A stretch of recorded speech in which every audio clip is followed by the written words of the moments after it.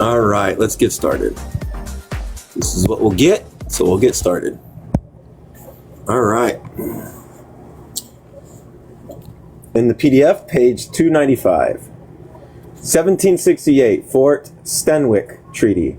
The Fort Stanwix Treaty was signed in 1968 near Rome, New York, between the Haudenosaunee chiefs and the British Superintendent of Indigenous Affairs, William Johnson. As English businessmen were filing compensation claims for the financial losses they sustained due to the Pontiac Wars, new lands in the West were still being obtained by them for the purpose of the financial speculation. More than 3,000 participants attended these financial recomposition proceedings, lured by Johnson's reputation for generously distributing gifts, fraudulently pretending that the attending Haudenosaunee chiefs were landlords over regions that they did not control. Johnson convinced them to relinquish Limpade and the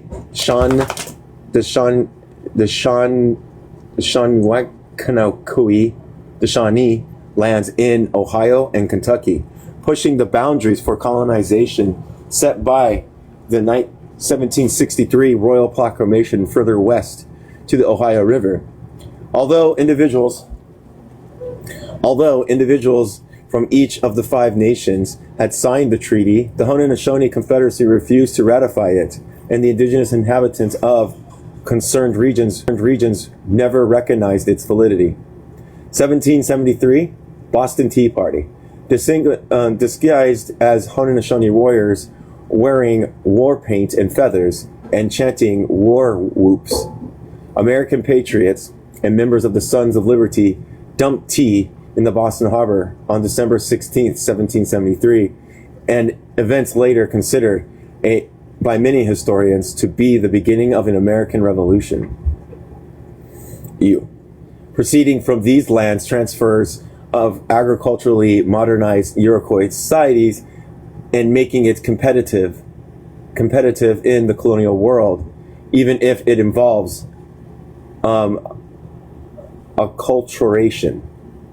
The 1794, the Canandaigua Treaty, signed on November 11th, 1794, by Six Nation chiefs of Timothy Pickering, presenting George Washington. This treaty formally put an end to the war between the United States and the Haudenosaunee Confederacy.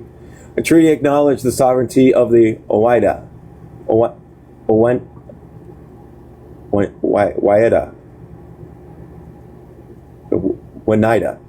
there we go, and the remaining Seneca territories in New York State, promising that no settlers would be allowed to, quote, claim or distribute their lands.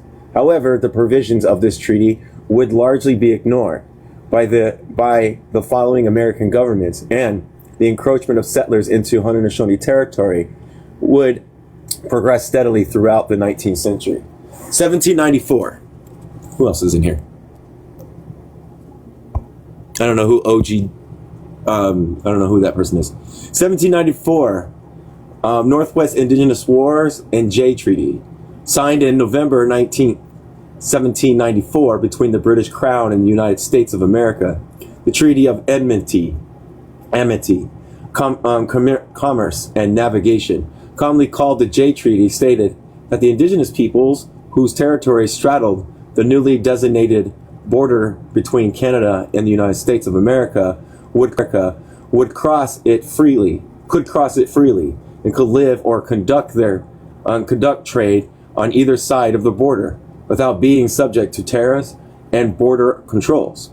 The Jay Treaty put an end to the Northwest Indigenous War that had been raging since 1785, during which the Americans had suffered major defeats against the British-backed, quote, Northwest Confederacy, which had included Haudenosaunee, Wadet, the Shanwankanki, the Lampi, the Mayakamaki, and they say Miami, the Anishinaabe, the Post-Wantamo, the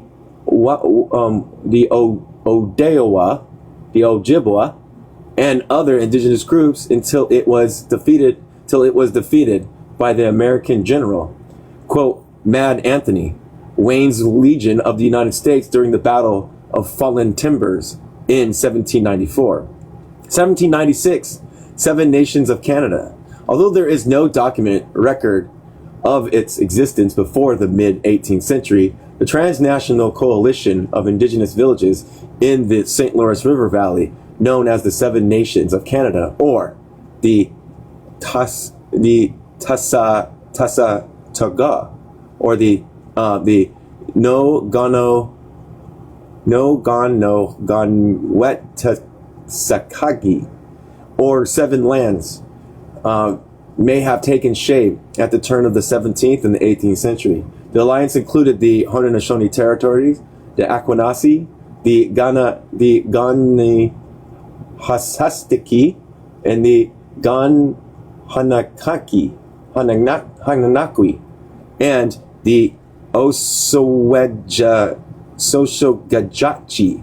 Established in 1749, the Wambaka villages of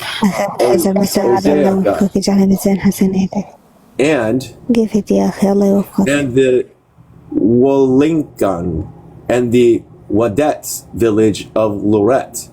Even though the central fire was in Ganahanakanakwi, and the Wadets of Lorette had a special status as the uncles of the alliance, which village was independent and had its own fire. The French were also allied with the Three Fire Confederacy, regrouping of Anishinaabe people living on the north side of the Great Lakes of the St. Lawrence River. Who's this? No idea who these people are. The west side of the Great Lakes, who were in turn allies of the Seven Nations. Diplomatic negotiations between the French and the Three Fire Confederacy were managed by the Anishinaabe and the Ganiskiga, while negotiations with the Iroquois Confederacy were handled by the Mohawks of the Ganahanagatwi. Although the Seven Nations of Canada were initially allied with the French, their Haudenosaunee members were often reluctant to attack their Iroquois Confederacy kin, allied with the British. After the capitulation of the French in Montreal during the French and Indigenous Wars, the Great Peace of 1760 officially buried the hatchet. Oh God! Between the Seven Nations of Canada and the Six Nation Confederacy. On May 31st, 1796, the Seven Nations of Canada signed a Treaty of New York with the United States, abandoning all claims to the land in New York State in exchange for monetary compensation. Thereafter, the Seven Nations of Canada, who fought alongside the British in conflict with the Americans, notably during the War of 1812, before it dissolved in the 1860s. 1799, Handsome Lake, 1735 to 1815, or the Wadio, the half brother of the Seneca, war chief, corn planter, was a Seneca religious leader whose 1799 vision followed a depression caused by alcohol, created by a new longhouse religion, mixed Christianity with some elements of traditional Haudenosaunee spirituality, along with prohibiting drinking and introducing Christian practices, including the confession of sin. Handsome Lake's religion shifted away from the matrilineal economic and political structures of the religion of the Iroquois society, notably leading to violent witch hunts against powerful matrons, insisting like Joseph Brant on the necessity to adopting farming instead of hunting. Lonesome Lake's idea were endorsed by President Thomas Jefferson, who saw his religion as a promising sign that the indigenous people could eventually make progress towards adopting European styles. Ew. Ew. Fuck Jefferson. 1812 to 1813, the Tangkanseki War. As Pontiac insurrection fed from the ideas of Nolan Shangwenkangan leader to Kumshagan, was inspired by the visions of his brothers Ten Senegawektitua, quote, the prophet, who envisioned the downfall of the European way of life on Turtle Island. After fighting against the governor of the indigenous territories and future President William Henry Harrison during the Battle of Fallen Timbers, Tegamgesh was shocked by the 1809 Fort Wayne Treaty, in which Harrison got Mayan Makakis and the Bodedawami and the Lempi chiefs to surrender their 3 million acres of their land in response. Takangeshmi formed the large coalition of the indigenous nations in the west, including Bodemwadami, the Anishinaabe, the Mayameke Kui, the Odayawa, the Lampi Dakota, the Panwenekanishiwa, or the Pankanshikan, the Ho-Chung, or the Winnebago, the Otekokawa Sauk, the Meshaganakawi Fox, the Gakapu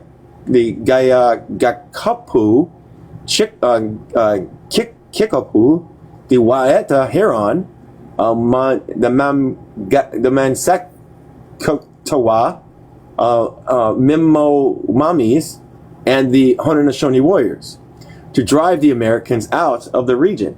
Based on the prophet's towns, which attracted no less than 3,000 inhabitants after it was established by the Tekangshangi and his brother after the forks of the Wabash and the Tampikano River. The indigenous coalition led several raids against encroaching settlers.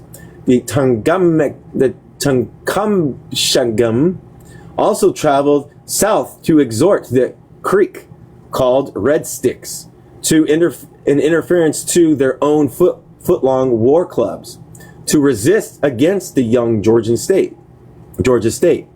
They were successful until General Andrew Jackson drove them out of their land, forcing them to surrender 21 million acres of land in 1814 and to march west in the famous, quote-unquote, Trail of Tears. On November 7th, 1811, Harrison took advantage of the Tecumseh's absence to attack the prophet's town, which was burnt to the ground after defeat of the Tanshakawantiwaga's warriors at the Battle of Tempaconu.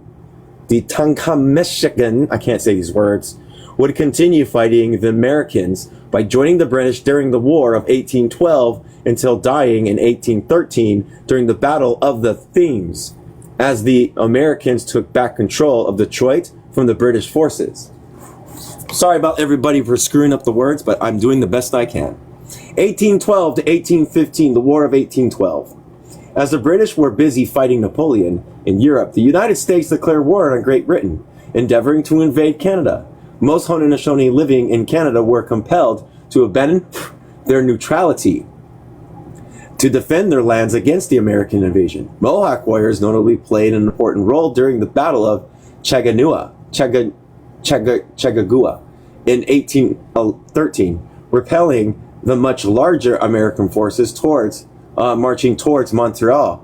Another important episode was the Battle of Beaver Dams, where a Canadian woman, Lauren Secord, famously walked 20 miles in the woods to inform Mohawk warriors that the Americans were going to attack. On Christmas Eve, 1814, after had opposed the naval blockade, burnt most American government buildings in Washington, the Treaty of Ghent put an end to the war. Both sides considered that they had won the war, and particularly, no territorial concessions were made. 1828, Mohawk Institute. The Anglican Church opened the Mohawk Institute in 1812 in Brantford, Ontario, near Six Nations of the Grand River. It became Canada's first residential school. In 1834, girls would also be admitted to the school, which could come to be considered a model for assimilating Indigenous people into Euro-Canada culture. During the Bagot Commission, 1842 to 1844, the best way of this foreseeable assimilation to be achieved was to separate Indigenous children from their parents and forbid them to speak their language and practice their culture. 1851, Lewis Henry Morgan. Lawyer Lewis Henry Morgan published what may be considered the first book of anthropology of the League of the Haudenosaunee in 1851. Fascinated with the Iroquois, Morgan had created a secret society of Gordonat, which sought to establish a specifically American culture by mimicking Indigenous traditions, even though Morgan thought that it was inevitable that Indigenous people would be assimilated into European society. This book, which inspired French Engel's conception of primitive communism, or we say pre-Marxist communism, relying on information Morgan received from the Seneca, Ely S. Parker, and descendant of Handsome Lake. Thus marking the origins of the long-standing conflation between the Great Law of Peace and the Handsome Lake Code.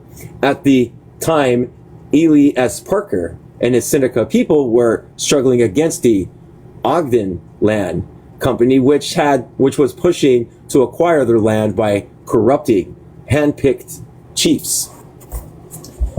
1852, the Gangnewaki Railroad, the Lake St. Louis and Providence Line, SLN and PL, was completed in 1852. It transported goods from Lake Champlain to Gangnewaki, where a dock was also built to ship the goods to Montreal. 13 acres of Gangnewaki farmland was expropriated to build the dock terminal. 1853, French Dauphin controversy. John H. Hanson published The Lost Prince, popularizing Episcopal minister Ezard Williams claimed that he was the missing French Dauphin, pretender to the throne of France, Louis the 17th, and the son of Louis the 16th, and Marie Antoinette, abducted in 1792, while the Dauphin Louis Charles Louis the 17th had allegedly died from scrofulua in France in June 1795. The Gangnewaki Mohawk Ezra Williams had a vision when he saw a picture of Antonio Simmons, a French shoemaker, a Republican partisan who had been designated to watch over Louis XVII after the royal family had been slaughtered by the French revolutionaries. As he recognized Antonio Simmons, Elzer Williams suddenly realized that he was the missing Dauphin adopted by Mohawks after crossing the Atlantic. While historians doubt that Elzer Williams was really the missing Dauphin, the story is still alive in Haudenosaunee oral history, exemplifying the traditions in adopting foreigners. 1858, Seminole Wars. The First Seminole War followed the War of 1812, with American General Andrew Jackson expedition against the Maroon communities which had formed in Florida, mixed Seminole and African American fugitives. Unable to control this swampy territory, the Spanish crown had transferred it to the United States in 1821. In 1830, the Indigenous Removal Act expressed the government's wish to remove the Seminoles from Florida, who in turn responded by increasingly harassing American troops using guerrilla war tactics. In the Second Seminole War in 1835, the longest and the most expensive conflict between the United States and indigenous peoples, the Seminoles were able to inflict 7 times more casualties on the American side than they suffered during the Battle of Lake Okeechobee, lasting from 1855 to 1858. The final Third Seminole War and the Treaty of Starvation forced the Seminoles to leave their territories for Oklahoma. Oral traditions say that many Haudenosaunee warriors joined the Seminoles during these wars. 1876, Indigenous Act. Let's go back real quick. I don't think anything news come up. Yeah, nothing news come up. In 1867, the Canadian Parliament started to implement the Indigenous Act to amend and consolidate the laws respecting Indigenous peoples, which still defines the relationship between the Canadian government and the First Nations today. The Indigenous Act notably determined that Indigenous reservations were land set aside by the Crown to be governed by a band council in defiance of local governance traditions. Representatives from 21 Indigenous nations meet in 6 nations of the Grand River to reject the Indigenous Act, which they considered paternalistic and dismissive of earlier treaties, as it had been adopted without any consolation. Further amendments would later be added, including the forcing Indigenous youth to attend schools in 1884, criminalizing the West Coast potlatch ceremony in 1885, and depriving Indigenous women of their Aboriginal status if they married a non-native man in 1951. 1877, Chief Joseph. On October 5th, 1877, Chief Joseph and 418 Namimpu Nez Perce were arrested by American troops as they were about to cross the Canadian border after having eluded them for more than 1,000 miles. The Namimpu were trying to reach the Lakota chief Sitting Bull, who had settled in Saskatchewan after defeating American General Custer at the Battle of Little Bighorn in 1867. Chief Joseph and the Namimpu had won no fewer than 18 battles against 2,000 American soldiers before being defeated. Figures. Devastations. 1883 residential school system. The residential school system is a network of compulsory boarding schools targeting Indigenous youth, becoming a nationwide reality in 1883. Then 3 industrial schools, quote unquote, allegedly teaching agriculture methods that would help Indigenous communities become self-sufficient. They already were opened in the prairies, while the first industrial schools were managed by the Anglican and the Wesleyan Methodist churches. The Catholic Oblates received substantial funds from the Vatican, which allowed them to manage the highest percentage of residential schools throughout Canada. The highest mortality rates in residential schools of over 50% and at certain institutions would be reached between 1913 to 1932 during Deacon Campbell Scout's mandate as the Canadian Deputy Superintendent of the Department of Indigenous Affairs. In a report, chief medical officers of the Federal Departments of the Interior and Indigenous Affairs, Dr. Peter Henderson Bryce, described the massive outbreak of tuberculosis caused by the lack of sanitary measures, as well as an outright starvation of children due to the lack of funding.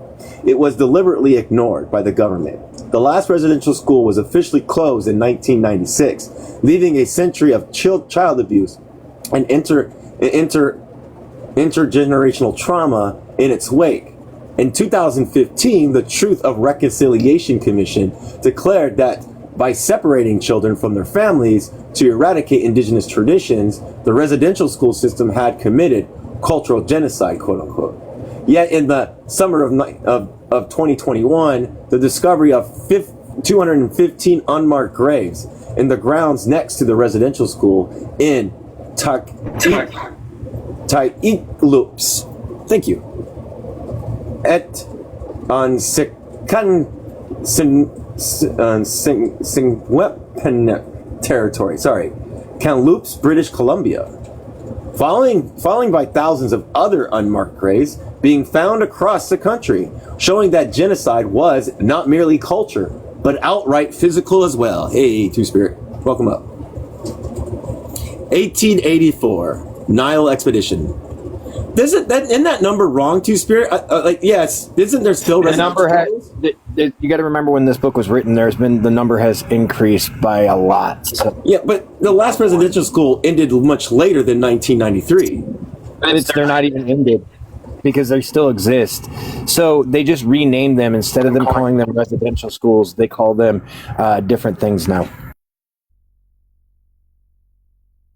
And, like, the reason, I'm guessing the reason why they snatched children is because, again, that's racing the culture of, assimilating the kids.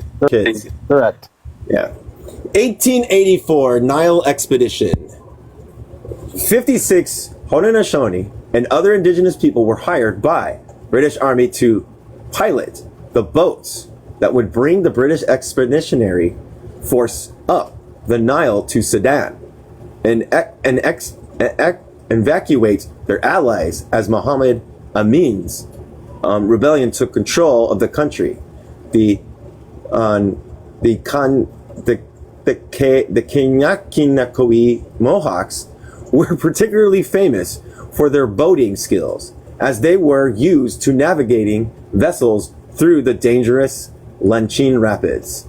So, like, they exported them to help the British to conquer things. Goddamn. 1885 Northwest Rebellion. This rebellion led to Louis Reich and Gabriel Dumont gathering the Métis people of mixed French and indigenous origins. Métis. Okay, thank you.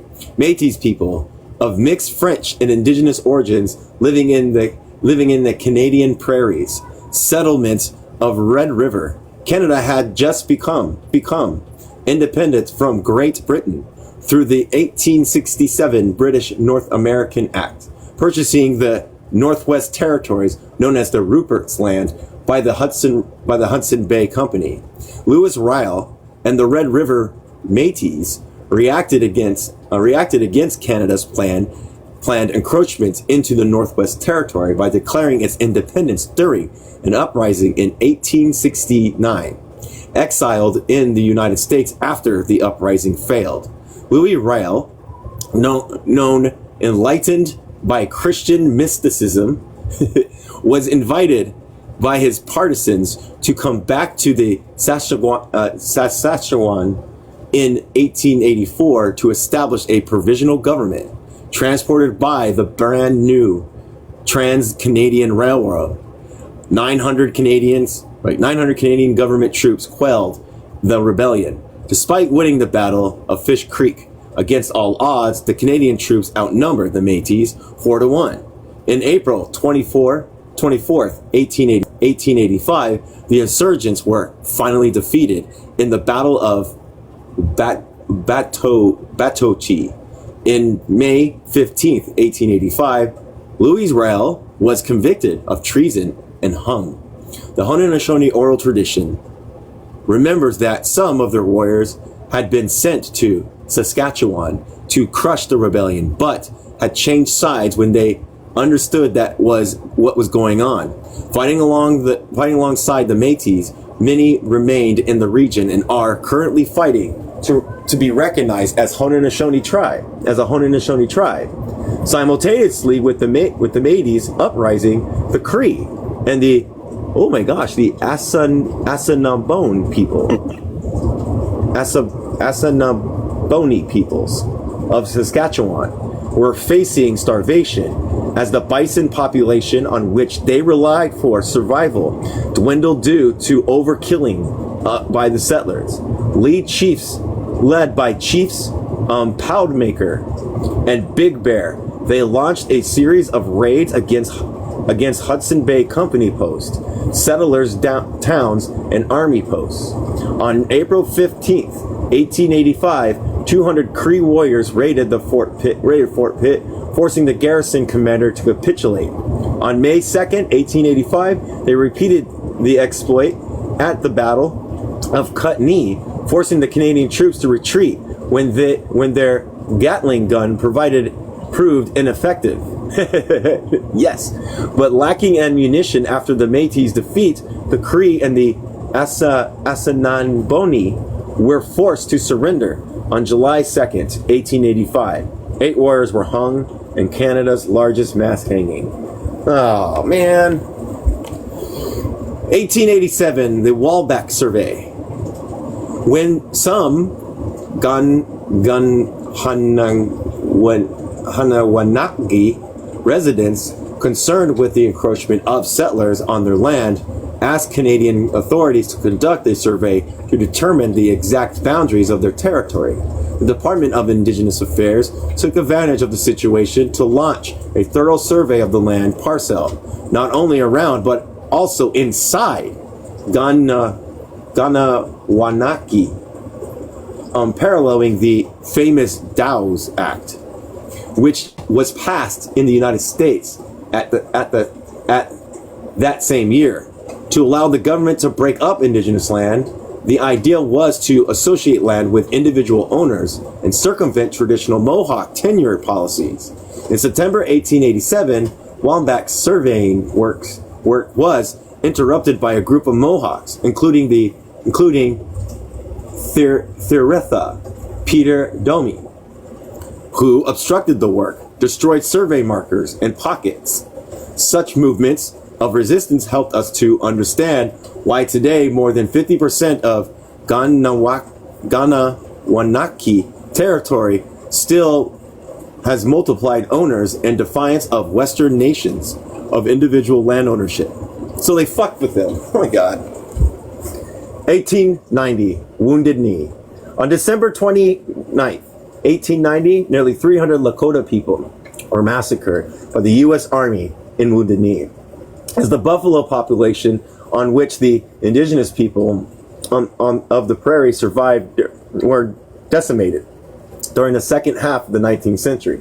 Paiute prophets Wovoka began having visions of upcoming departure of the white invaders and the restoration of the pre-colonial landscape, replete with its formerly abundant wild animals population, believing the ghost dance was the way to bring on this prophetic vision.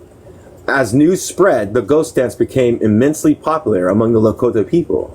Incapable of circumventing the propagation of the ghost dance prophecy and its attendant ritual, the U.S. government soon started to massacre its practitioners. Of course they would. In 1899, police raid on Aquanassi. In 1884, 1,200 people gathered in Aquanassi for the Grand Council of the Six Nation Confederacy. The council formally rejected the Indigenous Act and announced that it would restore its traditional governance structure. Supporters of this traditional government successfully blocked band council elections twice in 1898 and 1899. Yet on May 1st, 1899, federal indigenous agents lured Aquanassi traditional chiefs called, oh my gosh, the Rotenaganswizers or long hairs, into attending a meeting where they were supposed to discuss the construction of a bridge. When Chief Onenguntotago, Jake Fire, entered the room and saw the Dominion police officer accompanying the indigenous agents, he protested, and the shouts heard outside quickly altered the community that something was wrong, or alerted the community that something was wrong. The Ogundengunatokago's brothers, the Sanwansaskaran, Jake Ice, rushed in, and Dominion Police Lieutenant Colonel Parsi Sherwood shot him twice, killing Sowagaran on the spot. 7 chiefs were imprisoned, 5 of whom remained in prison for more than a year. Following this raid, representatives of the Canadian government formed the first Mohawk Band Council with Mohawk individuals which they had selected. So they developed another comprador to fit the needs of the colonialists. Fucking hell. 1911. This is why we don't like the band. This is why we don't like the band council. I don't like them either. Band Council. What's the other one? That's also Band Council. The band council's the big one. That's the one that mainly does it. The other one is the ones that follow the other law, which are code technically, but they're just as bad. Yeah. 1911, Society of American Indigenous.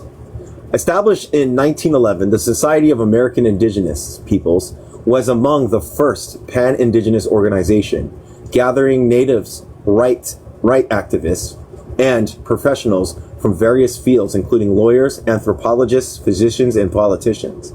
Among its founders was Oneida writer and activist Laura Cornelius Kellogg, 1947, known for reclaiming lands in New York State as part of her Lolami plan, which envisioned building new indigenous villages where utopia urban planning, inspired by the Garden City movement, would coexist with traditional government structures and the cooperative economic system. After winning the inauguration of an American Indigenous Day, quote unquote, to acknowledge indigenous contributions to modern America in 1915, the Society of American Indigenous dissolved in 1923. 1914, Thunderwater Movement. The Council of the Tribes was a fraternal organization dedicated to developing mutual political, legal, and economic aid among Aboriginal peoples, notably through organizing resistance to land sales and by promoting autonomous agriculture and education. The Tuscarora born Ogangami, Nigeria, all-powerful, 1865 to 1950, better known as the Chief Thunderwater, was a prominent, if not all-powerful, figure in this organization, following the model similar to the Haudenosaunee Confederacy. The Council of Tribes used secret passwords and gestures, its own calendar, which started in 1492 and advocated for the creation of an independent indigenous nation and the size of Texas. Thunderwater's group ended in turmoil as the Canadian government accused him of stealing the money of his members and fraudulently representing himself as an indigenous while being African American. Jesus. 1916, the first published version of the Law of Great Peace, the Great Law of Peace. Having been raised as a Seneca, where the handsome lake code prevailed, anthropologist Arthur C. Parker, the great-nephew of Eli S. Parker, did not think the Law of Great Peace followers still thrived in Six Nations of the Guard River when he met Seth Newhouse of Onondaga and Mohawk descent. Using the information gathered by Newhouse of the original provisions of the Great Law of Peace, Parker published the first complete account of the 117 articles of the Constitution of the Five Nations in 1960, as only Dangana Weda's epic and specific rites, such as condolence ceremony, had previously been published. Parker's work was bound to elicit criticism. The Six Nation Council refused to endorse Newhouse vision of the Great Law of Peace, which gave the prominent place to the Mohawks and gave women the power to depose erring chiefs with the help of the warriors, and Committee of Confederacy chiefs thus worked on their own vision of the Great Law of Peace. The Seneca knowledge keeper John Arthur Gibson was commissioned to deliver the oral account of the Onondagan language. Despite the differences between these various attempts, they all sought to document the existence of the Haudenosaunee sovereign governance structure at a time when Canadian authorities were forcibly imposing the Band Council system on Haudenosaunee communities. In 1993, Louise Hall Gunhentanathia and Gayati Kanawi would publish a new and revised version of the Great Law of Peace in the Mohawk language. That's cool. 1923, Dyganskia travels to Switzerland. In 1923, the Royal Canadian Mounted Police, RSMP, built new barracks on Haudenosaunee territory in, the Angowescan Six Nation of Grand River, and were increasingly harassing natives by conducting searches of their homes and prohibiting them from cutting wood. Cayugi Chief Dasguki traveled to Switzerland using a passport issued by the Haudenosaunee Confederacy to raise awareness at the League of Nations about Canada, violations of Indigenous peoples' rights about European countries. Responsibility to enforce the two-row wampum. His eloquent speech results in several countries supporting his plea for the Haudenosaunee autonomy, notably Ireland, Persia, Japan, and Panama. Does that mean you don't have a United States, like, do you guys have your own specific passports? Yes. Ah, are they're recognized by many countries? Got it. Correct. And actually, we had a passport before the United States even had a passport. Interesting. 1924, raid on Wesken. On October 7th, 1924, the RSMP officers stormed the old 1864 Council House in Ogunquewasken, declaring that the Haudenosaunee traditional government was hereby dissolved and called for an election to appoint band council members in accordance with the provision previously laid forth in the 1876 Indigenous Act. The police also seized legal documents of the wampum belts providing the sovereignty and the traditional government. The culmination of a series of attempts by Duncan Campbell Scott, the Minister of Indigenous Affairs, to impose the Indigenous Act on the Haudenosaunee is 1924 RSMP raid resulted in band council elections, which were largely boycotted by the community. Chief David Hill Sr. claimed that only 26 individuals had voted, some of them several times. Wow. The first act of the band council was to swear an allegiance to the king. The Haudenosaunee traditional government never recognized the band council, and both continued to exist as parallel governments. Jesus Christ, they want so much. 1924 Indigenous Citizenship Act, also known as the Cider Act. The Indigenous Citizenship Act stated that Indigenous peoples live living in the United States should be considered normal citizens. Although the act was partly meant to acknowledge the participations of the Native Americans in the World War I, many indigenous peoples refused to become American citizens, as they would then lose their birthrights guaranteed by previous treaties. They made it very hard for everybody to like just hold on to their citizenship as in Haudenosaunee. God, they wanted everybody so badly.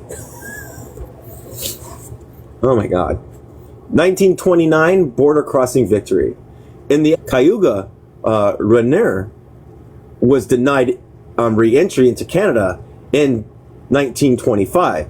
The Tuscarora chief Clinton Rickard decided to create the Indigenous Defense League of America to fight the colonial opposition of an artificial border on native land. Mohawk ironworker Paul Ganeto Dabo, who had been threatened the deportation to Canada from Philadelphia, where he often traveled as an ironworker, also launched a major court case to secure Indigenous peoples' rights to cross the border freely. In 1928, President Coolidge finally signed a bill stating that the border restriction would not be applied to First Nations, asserting the validity of the 1794 Day Treaty. To celebrate this victory, the first free border crossing from Ontario to New York State was staged in Niagara on July 14th, 1928, becoming the annual tradition still followed today. 1928, the Gunnekanakwi Longhouse. The Gunnekanakwi first modern age longhouse was built by Agis Gunhuesasantan Bovayas and her husband John Kanatisa Bovevas at the insurrection of Saint Asdor Road on the old Malone Highway in 1928. The event that provoked the construction of the longhouse was the Jesuits' refusal to let Confederacy representatives use their church hall for the meeting to discuss the case of Paul Ganeto Dabo. In 1936, Longhouse members Agis Bavuas, wrote a letter to the King of England requesting land to use as burial grounds for the Longhouse people, separate from Christians. Other prominent figures from this Longhouse included Chief Frank Garanwagarno Dabu. Gosh, I can't do these words. And Dominic One Hero Two Axe, the father of Mary Two Axe Early, who became famous contesting the Indigenous Act patriarchal bias. Most Mohawk Longhouse revivalists from the 1920s sustained themselves by working as farmers in the summer and ironworkers in the winter. 1949, Aquanassi's election at gunpoint. When the community of Aquanassi decided to referendum that the authority of the traditional Haudenosaunee selected by clan mothers superseded that of band and tribal council chiefs. Later, the latter wrote a letter acknowledging that they did not have any authority over their people. The New York State authorities sent a police department that tried to storm the Longhouse, but clan mothers asserted themselves and kept them from entering the building. Band council elections were thus held outside the territory of the reservation in the town of Bergs, monitored by heavily armed police officers. Fucking forcible. Jesus Christ. 1957, Mohawk River Valley reestablishment. In 1957, a group of Gunhanagan from Gunninkanawaki and Aquanassi decided to move back to their original homeland in the Mohawk River Valley, with Louis Dabu, who, as a guide and Standing Arrow, as an English-speaking spokesperson. They established themselves near Fonda, New York, along the Scorsese River, unwilling to file a land claim using colonial laws and lacking funding. They were finally evicted from the homes, farms, and the longhouse they had built in spite of the good relations they had established with their neighbors. 1959, raid on Owesgian. Yes, there you go. Owesgian. Yeah. On March 12th, 1959, the RSMP forcibly put an end to an occupation of Old Council House of Owesgian, wounding many community members.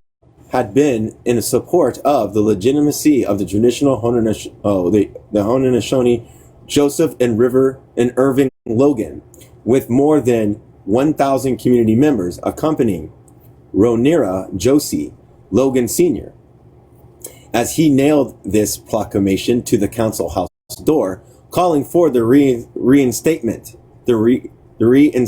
of the traditional Confederacy Haudenosaunee, temporarily stopping land sales by the band councils. This occupation also sparked a rival of sovereignist Haudenosaunee policies. After another smaller occupation in 1970, a legal battle would lead Ontario High Court Justice Osler to acknowledge that the Haudenosaunee better represent the Haudenosaunee than band council chief.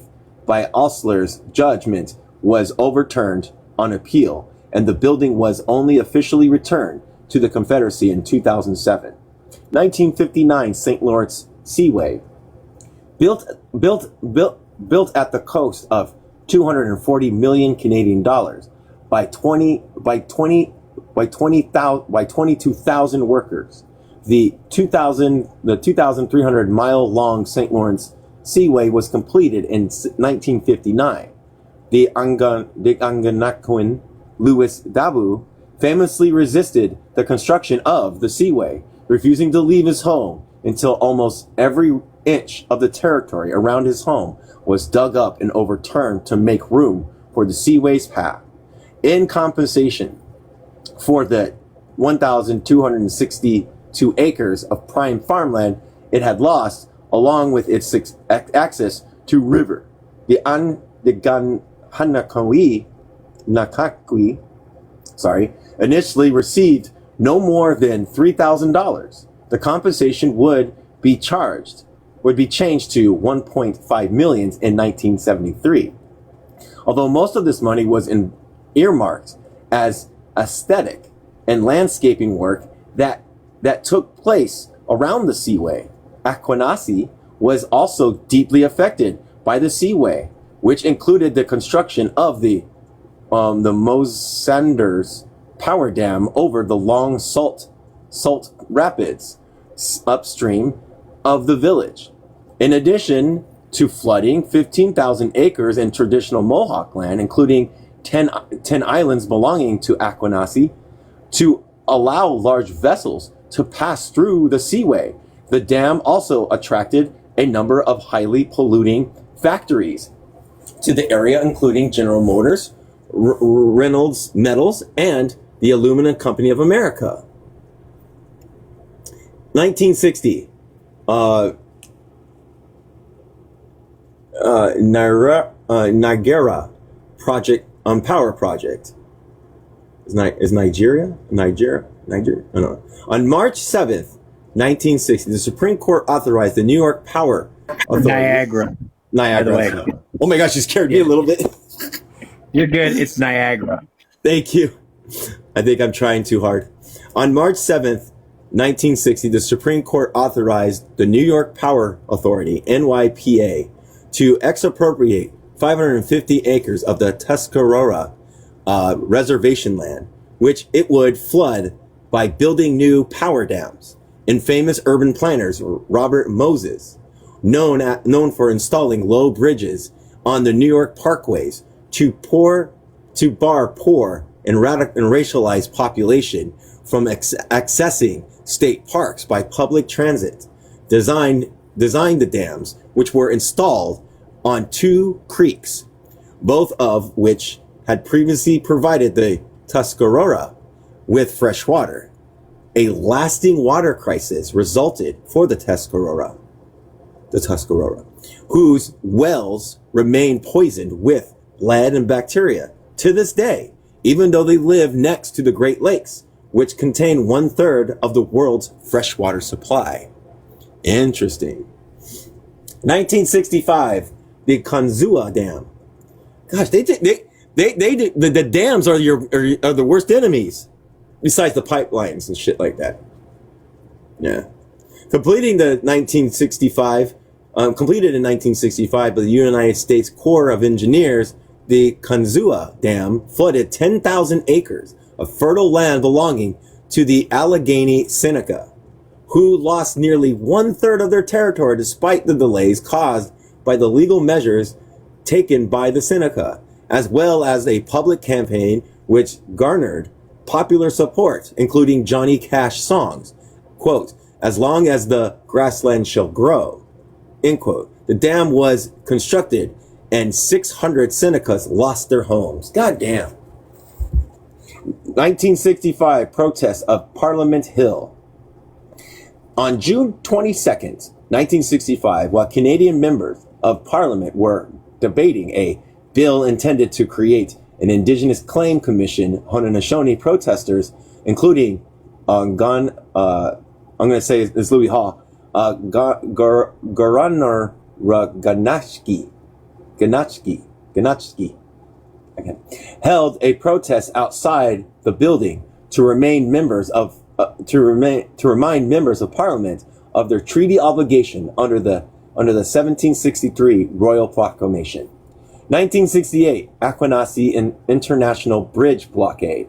On December 18th, 1968, in response to the Canadian government's decision to impose duties on goods crossing the U.S.-Canadian border in Aquanassy, hundreds of Haudenosaunee protesters from both sides of the border proceeded to block the Seaway International Bridge that traverses Aquanassy. They were contesting the imposition of imaginary line between Canada and the United States into Indigenous peoples and their land.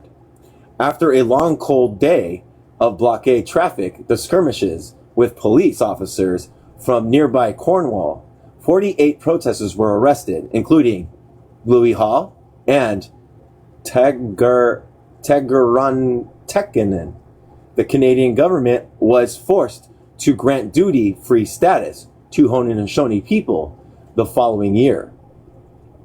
1968, Aquanassy notes.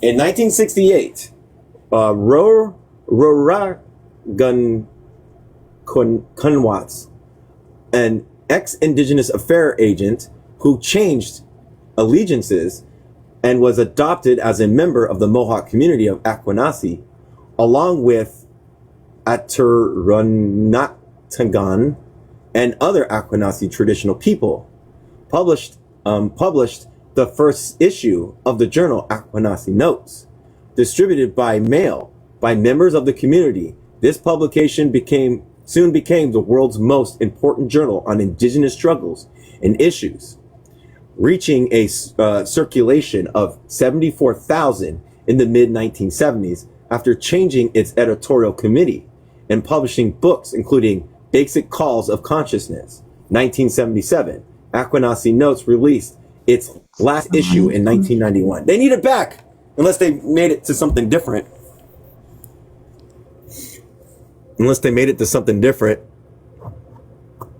All right. They do have something. All right, sweet. 1969. White paper. A white paper government report prepared by Canadian Prime Minister Perry Elliott Trudeau. Oh my gosh. And the Minister of Indigenous Affairs, Jean Chastain, in 1969 proposed to eliminate the Indigenous Act and transform Indigenous reservations into the Canadian municipalities and Indigenous people into Canadian citizens. The white paper elicited widespread criticism from Indigenous communities and was finally abandoned. Well, no shit. You did the opposite. You did the opposite, you fuckers. Let's simulate no more. Why not? 1969, Chicago Indigenous Village. Immediately after the foundation of the Native American Committee, NAC, occupied the Chicago Bureau of Indigenous Affairs in December 1969, the following spring, the NAC set up the encampment behind Wrigley Field, the Chicago Indigenous Village, CIV, to protest against the poor housing and social services provided to Indigenous peoples in Chicago. It was followed by several other land occupations, notably near Fort Sheridan and Camp Logan in Illinois. 1969, AIM occupation of Alcatraz. Which, when the Alcatraz maximum security federal penitentiary closed in 1963, the island in San Francisco Bay, where it had been built, nicknamed The Rock, had already been occupied once for 4 hours in March 1964 by Richard McKenzie and other Sioux protesters, who had argued that the 1868 Treaty of Fort Laramie between the U.S. and the Sioux provided for the return of all federal lands if they were abandoned out of the U.S. On November 9th, 1969, activists from the Indigenous of All Tribes, IAT, included Mohawk Richard Oakes, Cherokee Jim Vogue, and Inuit Joe Bill, attempted another occupation. They approached the island by boat, swam to the shore, and claimed the island, before being removed the same day by Coast Guards. However, on November 20th, hundreds of other activists, including actor Benjamin Bratt, returned to the island, avoiding the Coast Guard blockade. Even after the government tried to drive out the protesters by cutting the island's electricity, water, and telephone lines, the occupation continued, only to finally be dislodged by the massive police operations that removed the last occupants on June 11th, 1971. 1970, Aquanacy Islands reoccupied. On May 9th, 1970, a group of Aquanacy Mohawks landed in a barrage on Stanley Island, painting signs stating that the island was Mohawk territory, setting up tents on the lawns of wealthy homeowners, hell yeah, and started to plant gardens. 3 weeks later, they followed this by taking over Loon Island. The Mohawks of Aquanacy have a claim on 42 islands in St. Lawrence, in the St. Lawrence River. 1970, high school protest.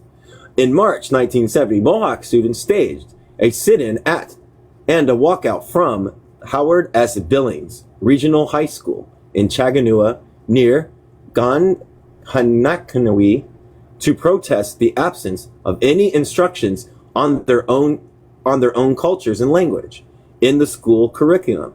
The protest resulted in the creation of an Indigenous Studies program run by Indigenous staff.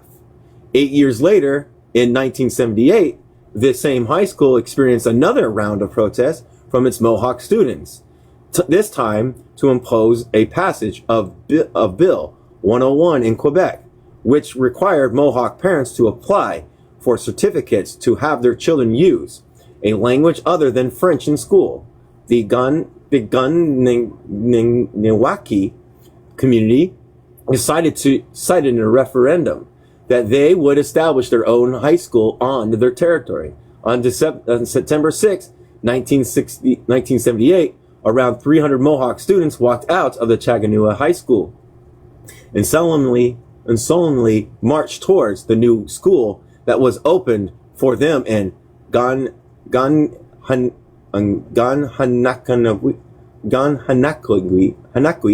and the Kanakwi Survival School, KSS, which still exists today. 1971, Highway 81 protest. In 1971, Onondaga warriors and community members resisted the expansion of Highway 81, crossing their territory, with hundreds of protesters occupying the construction sites for several weeks. Celebrities like John Lennon, Yoko Ono, Phil Scepter, and Allen Ginsberg visited and voiced their support for the encampment. Highway 81's planned third lane was finally abandoned. 1972. Is Highway 81 the one that's the Highway of Tears? No. Okay. I keep messing that one up. In 1972, Indigenous Affairs occupation in Washington and Ottawa.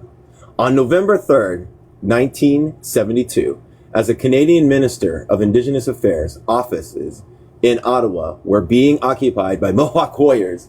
The American Bureau of Indigenous Affairs, BIA, in Washington, D.C., was simultaneously taken over by around 500 Indigenous activists. Washington, D.C. was the endpoint of the Trail of Broken Treaties, which had departed from the West Coast on October to raise awareness about the discrimination and inequalities faced by Native Americans, the theft of 110 million acres of their land, and the past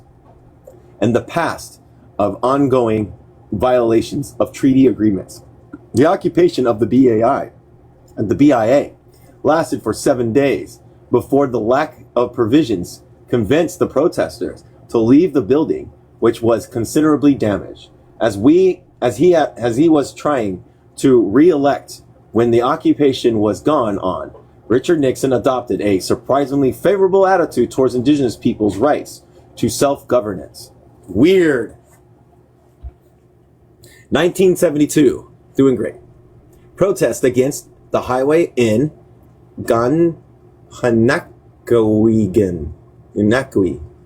On February 15th, 1972, Tegurantanaki accompanied three Haudenosaunee, Louis Hall, Joey Phillips, and Mitchell Woodrow, to Ottawa to protest against the construction of a 6-lane highway in Ganawaki.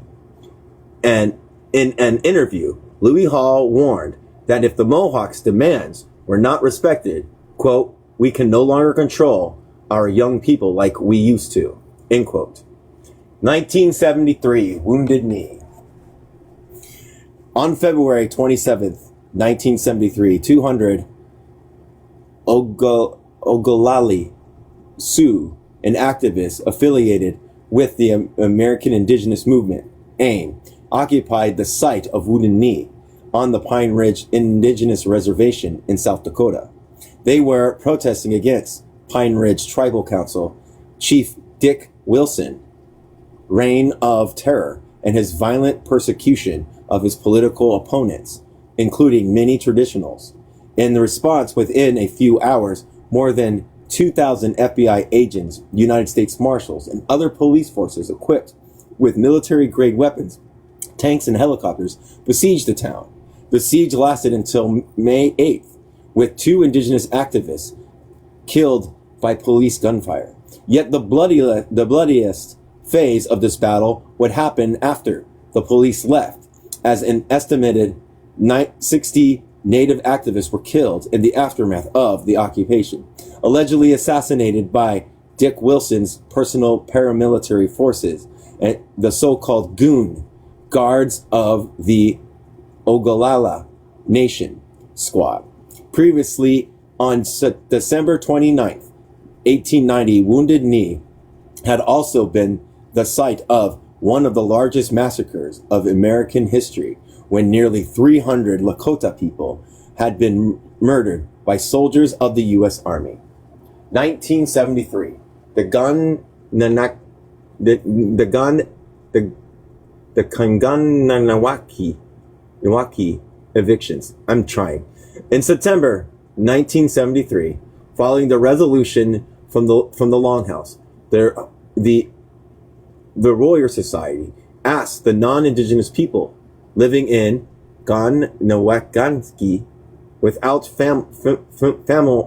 familial ties with the community to move out of the territory. As housing was in short supply in Gannawaganski, many Mohawks could not stay in their community and had to live in nearby settler towns. White residents were given 2 weeks to leave, although delays were granted when justified. Unhappy with that the warriors were taking up too much space in the community, Chief Ron Kirby and the band council of Gannawaganski decided to propose their own eviction orders, issuing their own side deadlines and arresting 6 warriors, including Te Garana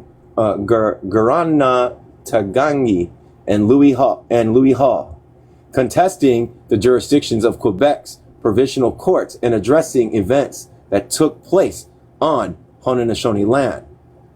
Louis Hall delivered the following statement before the jury.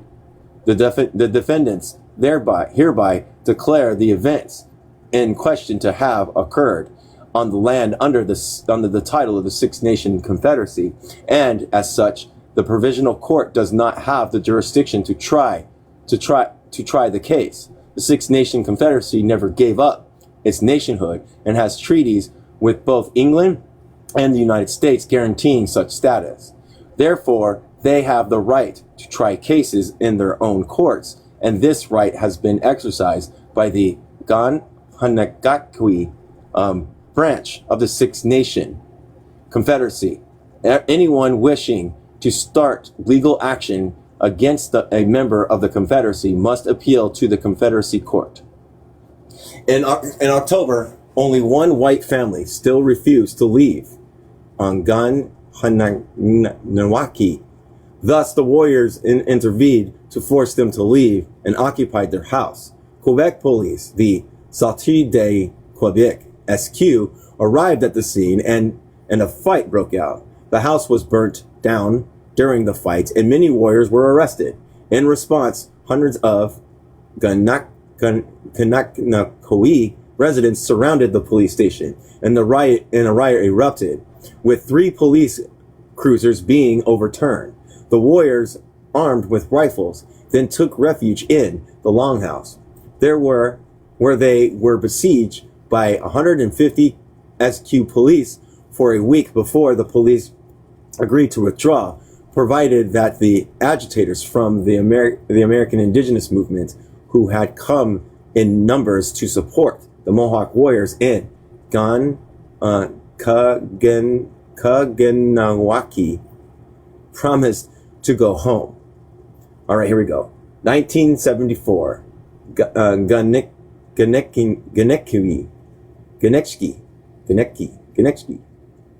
In May 1974, a 612-acre resort camp in Moss Lake, New York, was occupied by a group of several hundred traditional Mohawks. Similar armed reoccupation of native lands happened the same year in Cache Creek, British Columbia, in Anishinaabe Park, Ontario.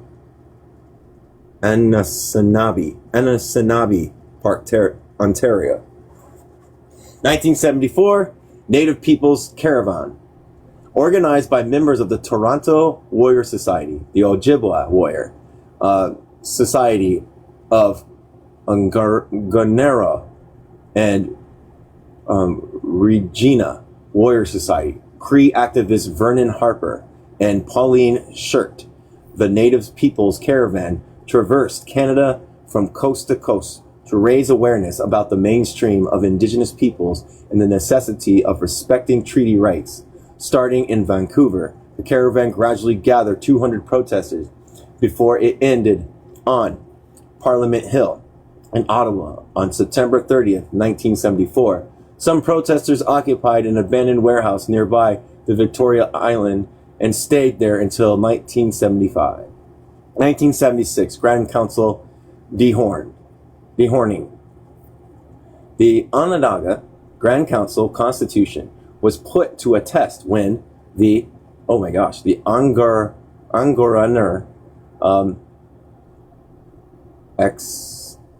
exasperated.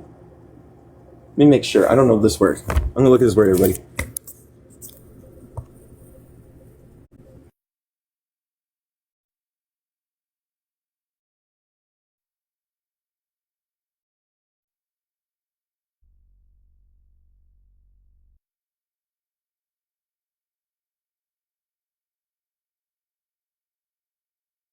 It was easy. It's exasperated.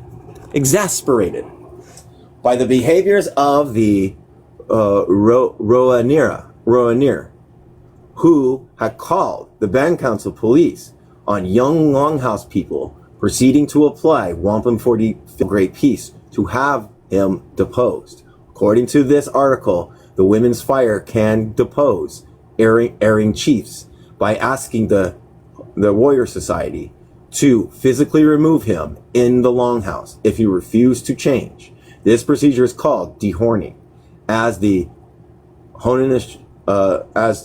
Warrior Society's traditional horn addresses is removed, led by the Warrior Society to usher the indicated Rouanier out of the Onondaga Longhouse. During the Grand Council session, the divorce between the Warrior Society and the Grand Council in the Onondaga became an accomplished fact after this event. 1977, United Nations Conference. On September 20th, 1977, a group of traditional Mohawk people participated in the first annual meeting of the International NGO Conference on Discrimination Against Indigenous Populations in the Americas in Geneva, Switzerland. The Mohawk delegation notably distributed the book Basic Call of Consciousness, edited by Aquanasi Notes. 1977, the Ganechket moved to Minor Lake. In the spring of 1977, negotiations with the Secretary of New York State, Mario Cuomo, authorized Ganechken to move to a new 5,700-acre site near Minor Lake. In Alatoona, New York State, Senator James H. Donovan reacted by saying that Cuomo's so-called negotiation with a small group of Canadian renegades that took over the state's $800,000 Mossy Lake property consisted of giving them everything they wanted to get them out.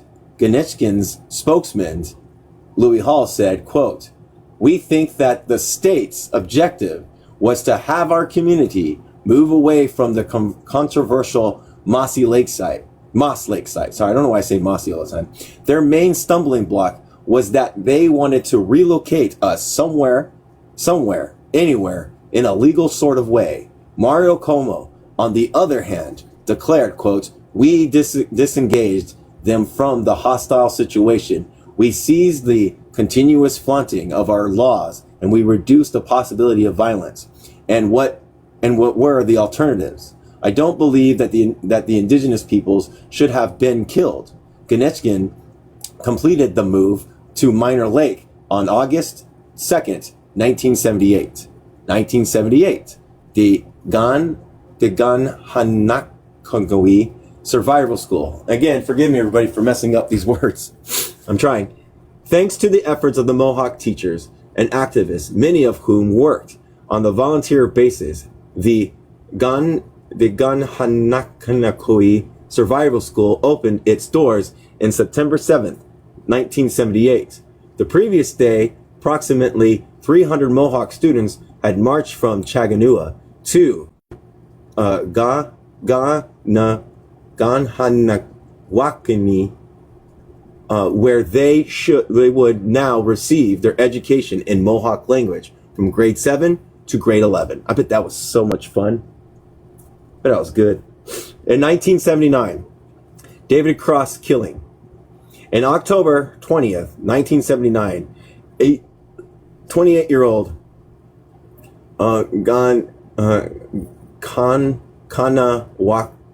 Wakaki, Mohawk David Cross, father of 2 children, was chased by a SQ police cruiser on the Mercer Bridge. Cross managed to get home and later came out with a pool cue. Officer Robert Lessard responded by firing 3 shots at Cross, killing him on the spot. The SQs were subsequently barred from entering Kanakawi, and the reserve essentially became a police no-go zone, with the local peacekeepers becoming the only police force on the territory. 1979, Fort Ganasarangan.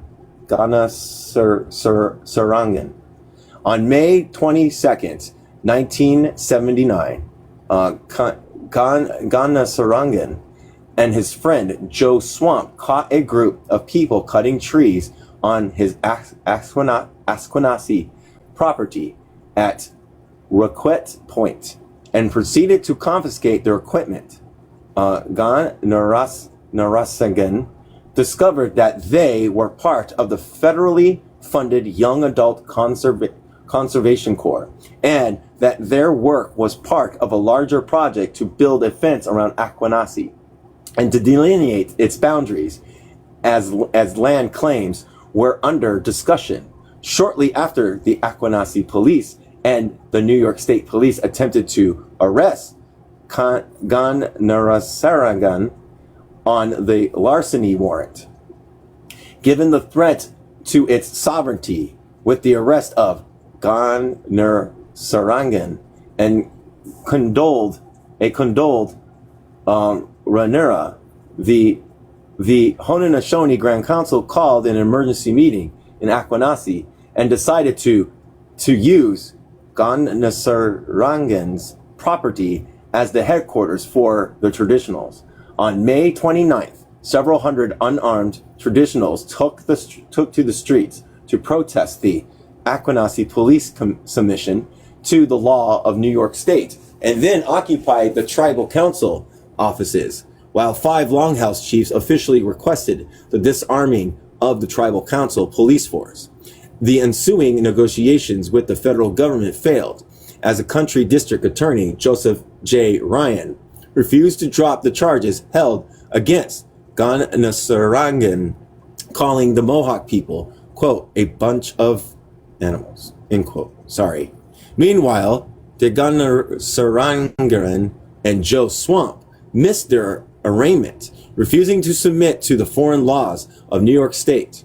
Their response, Ryan pushed charges against an estimated 21 other community members using sealed indictments, which forced many of the indicted to take refuge in a defensive encampment erected around Ganasarangan's house, for fear that they would be arrested if they left. Tribal Council Chief Rudy Hart threatened to arm his own militia and enter the encampment forcibly to execute the warrants if the state police did not do so immediately. On August 27th, New York State troopers supported by airlines, the SWAT team surrounded Fort Ganasarangan, bringing the situation to the brink of a Wounded Knee type shooting. They entered Joe Swamp's home and dragged his wife around the house in her nightgown, trying to get her to deliver her husband. Following a public outreach campaign using telephones and telegraphs, the state police finally withdrew from Aquanasi, and the same evening, bringing 3 arrested warriors with them. However, the situation would remain tense for another year as the police sealed off all roads around the Fort Ganasarangan, and armed pro-tribal council vigilantes manned the barricades half a mile away from the defensive camps. Their 70 traditionals remained entrenched. 1981, raid on Guja. I don't know how to say it. On June 11th, 1981. This will probably be the last one. No less than 500 SQ soldiers stormed the Mi'kmaq. The Mi'kmaq. Is it Mi'kmaq? Micmac. Yeah.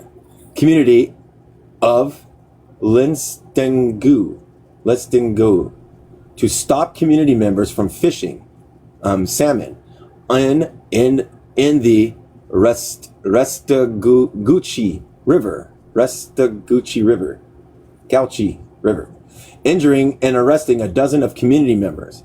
The brutal rejection of Aboriginal fishing rights by Quebec government, then controlled by the separatist Parti Québécois, I can't say it because it's French, did not keep Mi'kmaq fishermen from putting their nets back in the river once the police left the area. The SQ came back on June 20th, using rubber bullets to try to force their way through Mi'kmaq residents who had formed a human shield.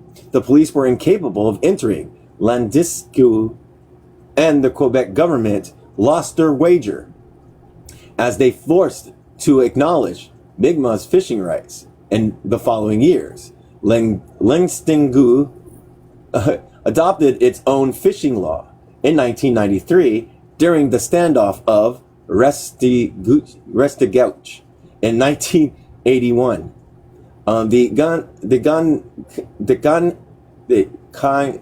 Kanakwi soldiers slowed down traffic on the Mercer Bridge in solidarity with the Mi'kmaq, and children impeded police helicopters from landing nearby, occupying potential landed sites. Nice. And we'll stop there for today.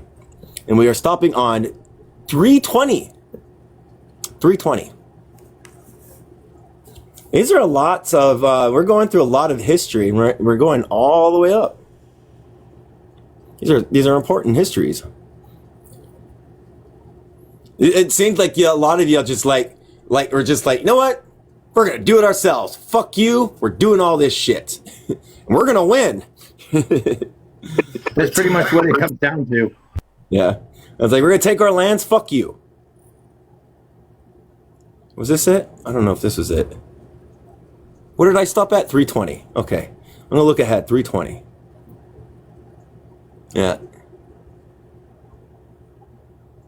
How much does this go up to? 320. We're in the thousands, the 2000s now. I'm just curious, 2016. They're going all the way up to present day, or until this book was made. So they go all the way up to 2020. No, railway blockade in support of the Wet'suwet'en. Huh. All right, 320. Let's go to 320. All right, so more of this to come tomorrow to learn the histories. We started way back, and now we're getting into where I was 8 years old, 1988 RSMP raid of, I'm going to say it, Ganakwi. Ganakwi.